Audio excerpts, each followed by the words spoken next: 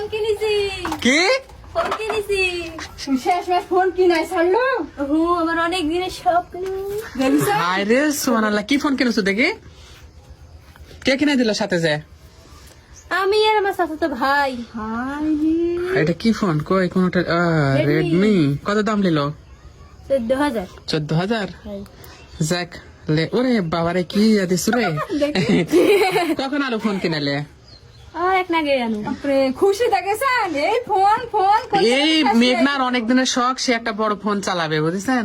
এত শখ এর আবার, মানে বলে যে কাকা ছোটবেলা থেকে কিছু পাইনি, কিছু দেখিনি, খাইনি, তো এখন অনেক কিছুই পাচ্ছি, কিন্তু কাকা একটা ফোনের আমার আবদার, কিন্তু আমি রাজি হইনি ও ফোন কিনা দেওয়ার জন্য, কারণ এখন ফোন কিনা দিলে হয়তো ও নষ্ট হয়ে যেতে পারে, এজন্য।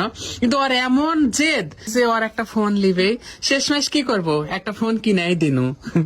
তো তুলি চোখে চোখে রাখো, বুঝলেন?